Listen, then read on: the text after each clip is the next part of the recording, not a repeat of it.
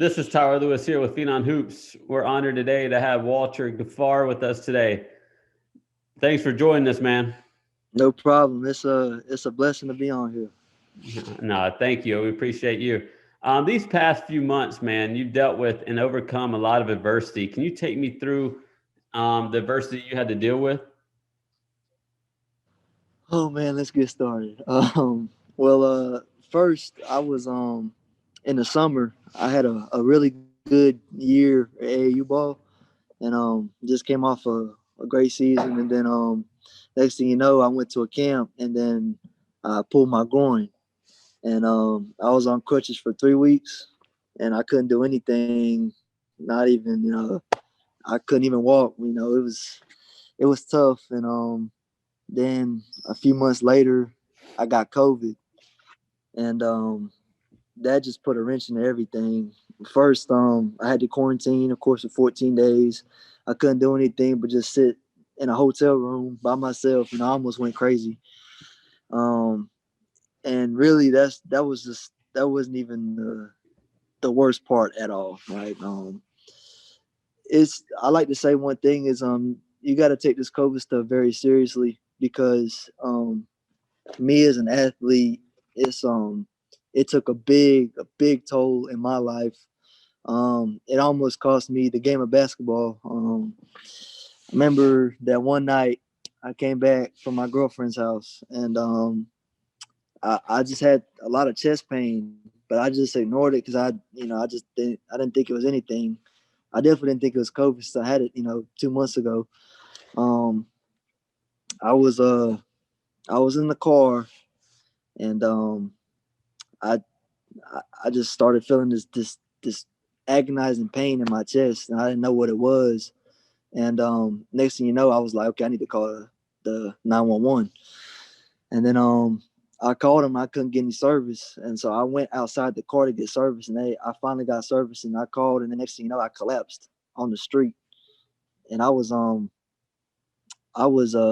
by myself, and it was terrifying because I anything could happen in that situation, and it was just the scariest moment of my life. I remember blacking out, and I couldn't see anything. And the next thing you know, my girlfriend's mom came and was like, she called the 911 for me. She was on the phone with them and stuff. And if it wasn't for her, I don't know if I'd be here because the doctor said it loud and clear. When I was in that emergency room after, because I was in a coma, and then after that I woke up, and they were like, "Yo, you could have been gone. You could have been gone." So I'm just blessed to even be here right now. Thank God you're here, man. So I wasn't even I was to be honest, I wasn't even thinking about basketball at that time. I was just thinking about my life, Yeah. like if I was gonna survive or not. It was just it's something I would never want anybody to go through, and hopefully I'd never have to go through that ever again in my life. I hope not. I hope no one has to deal with that. And Yeah. it kind of shows you that, this basketball stuff is fun, but there's a lot more things in this world that's way more important. It's so And it's so like so much important. So more important. I just can't believe I'm here right now. and It's crazy. I know you're very God driven, faith based. Know your family is. How did your faith kind of help you overcome the situation, and how did you grow in your faith during these tough times? Wow. I always had faith in God. Everybody was telling me, in my city, they were like, I don't know if you'd be able to play again. I don't know if you're able to do this or do that. And I'd always have nights where I would just talk to God and was like, God, I know you can fix this for me, and I know you can make things right, and you know, make me. It made me a better person going through it, and you know, I had faith the whole way, and it got me back to playing basketball again. Really, God had me playing basketball again. That's really what I believe. It's just, it's a blessing. No, he answers prayers, that's for sure. It's amazing. He's Um, amazing. And I know you get back on the your season already started, but you get back on the basketball court next week. And Mhm.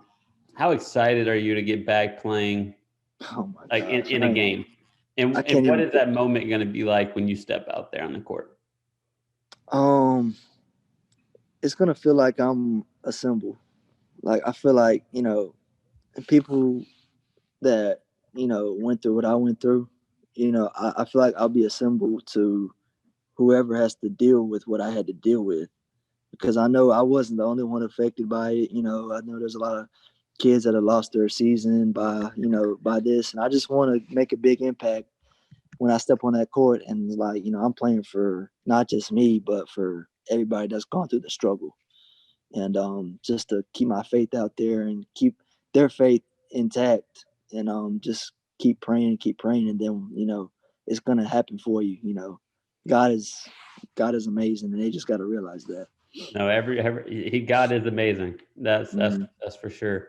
And everybody should know your story and what you've been through. And it's amazing that you're going to be able to step out on that court next week after It's all you've been through. it's a blessing. It's a blessing, like you said. Um, Getting into my next question, do you have a different outlook on life in the game of basketball now since you've been through this? I just want to say one thing to everybody. Don't take this for granted. Don't take basketball for granted. Don't take what you do for fun for granted, and work as hard as you can at it, and good things will happen. You just can't lose that faith in anything. Anything that you love, and you just be thankful for what you have. Not For a lot of sure. people have what I have. And you talked about not taking things for granted and just like the basketball, your daily life. But I mean, every day is truly a blessing. Every It day that really you're able is. to spend on this earth. Um, my dad always tells me, man, tell people that you love them. The people that you love, call them up, Exactly. tell them that you love Yeah. them. You never know when your time That's is. what I do now. I like, I go to my parents and, my family, and, just say I love them every day because you never know. Like, you never know when it's going to happen. So, it's a scary thing to think about, but It is. It's, you're right. Especially now, the times are crazy right now. I mean, I've never seen anything so crazy. And you talked about, I mean, obviously, I know how much your family means to you in a way, but how have they really shaped you into the person that you are today? They've made me a very strong individual, very, you know, very stern. I like things the hard way. Not the easy way. I like to work for what I have, and I think that's helped me with basketball, with life, with school, with any of that stuff, and getting through things. Helping me. They've helped me get through this so much by the way they've raised me, and I just want to appreciate them for what they've done for me, and helping me get through this tough situation. Because I mean, I don't know if it wasn't for them, I don't know if I get through it. So it's props to them. For sure. Who has been sort of your biggest role model in your life? Um, my parents, they've taught me the ins and outs of life. Um, Taught me that you got to work for everything that you want, and you gotta pray every night. They've always told me you got to pray every night, and good things will come. And just be honest to yourself, be honest to other people, and just be honest, man, in general. And you know they they've always been my biggest role model. Always. I mean, I just can't thank them enough for what they've done. For sure. Great people that be role models. Yes, sir. Parents are special. They Um, are. what are some of your short term and long term goals? Well, my short term goal is to play D1 basketball. My long term goals is to go professional. Um, I like I like people doubting me because it gives me just another chip on my shoulder. Um, I've had I've had so much hate, in the past 2 or 3 months. You're not gonna come back to the way you were. You're not gonna, you're gonna lose the looks that you have and stuff. I'm like, I just it fuels me and it makes me a stronger person. And I think with this now, with this happening, it made me stronger. Even with all the hate, it's made me stronger personally. Yeah. Um, what would you say is sort of your best attribute on the court? Um, I think I'm mostly a all around player. I mean, I don't really like to, ball hog or any of that. I mean, I like to, keep everything steady. If you know what I mean. I like to, if I need to score, I will. But if I need to pass it, I will. So I'm a combo. So I'm a shooting guard and point guard. So I like to do a little bit of everything. Rebound, defense. I love defense to death. That's my thing. I love hustling. I always get down on the floor for a loose ball, and I love being that hard nosed guy. And also people sleep on my passing, but I could pass too. But I think I'm all around player No, that's personally. awesome. And you talked about how people sleep on your past and all that. That was my next Yeah, question. What's one thing that you do really well that people don't understand, that they don't see? So, they um, don't understand. I mean, I had one game where I had about 6 assists, 7 assists. So I mean, I was like, I could pass the rock a little bit too. yeah, Yeah. man, I feel you. I like it. No, What's one thing that you think you, in order to get to the next level, play Division I basketball, you really got to improve on? um, I think I have to improve first on my rebounding. With my athletic ability, I should rebound better, and get on the glass a little bit more, get more loose balls like on the rebounding side. But really, I think my biggest thing is trying to like get in that point guard, status a little bit.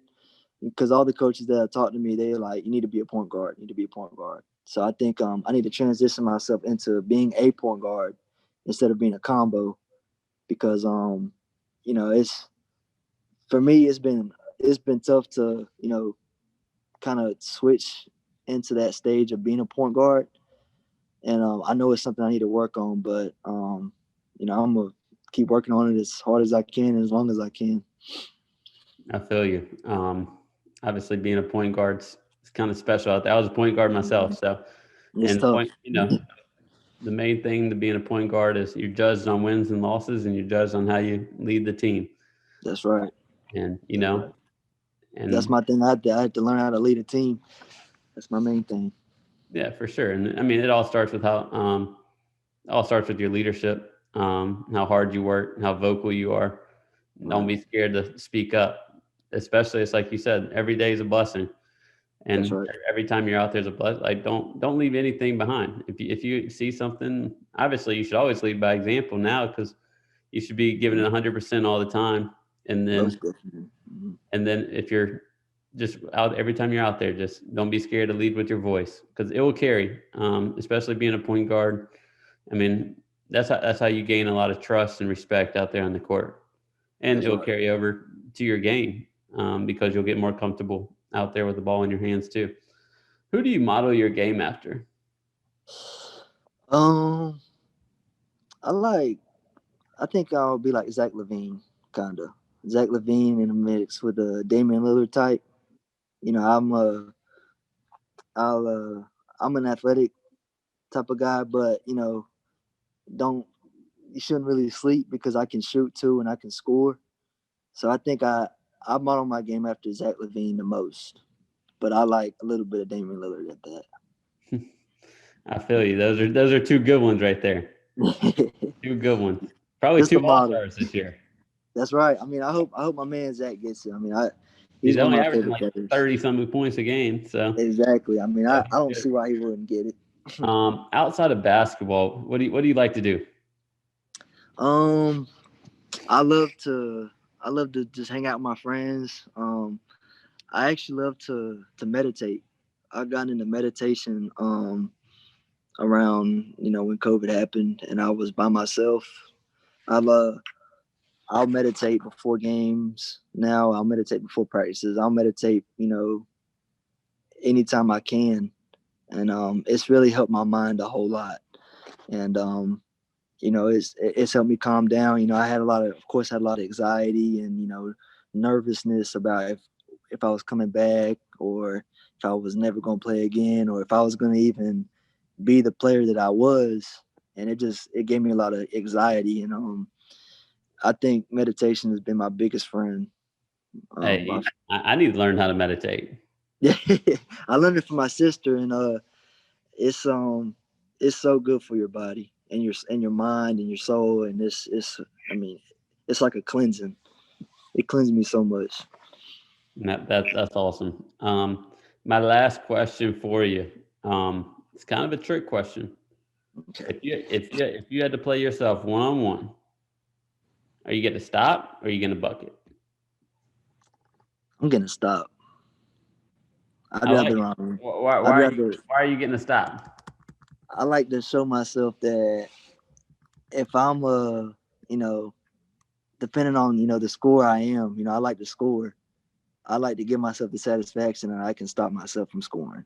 That'd be my biggest thing. And defense has always been my thing. And I'd love to just get that one stop on me. I love it. I love it. So you're definitely locking down the best player at the end of the game, huh? You want that Trying to. responsibility. Yeah, I want it. I want it all. I want the last shot and the defensive mentality to stop that one guy that tries to get the shot. So No, I love it. I love it. I mean, hey, I was an offensive guy, so I would win for the bucket. So that's what I'm trying to do. I'm trying to get the uh, bucket. well, Walter, man, I appreciate you coming on here. It's been a pleasure, especially learning your story, the adversity you've dealt with. I can't wait to see you play this year. I'm excited that you're back on the court. Yes, It's truly a blessing, and always, man, keep God first through all this stuff. Um, there's a reason you're at where you are today. Um, there's always a reason. never Always. be scared to tell your story. But it's been awesome having you on here, and I look forward to following you the rest of the season. Well, I appreciate you having me, and I'm so blessed that you guys reached out to me, and I appreciate you giving me a chance to tell my story. Sounds good, man. I appreciate it. Yes, sir. You have a good one. You too.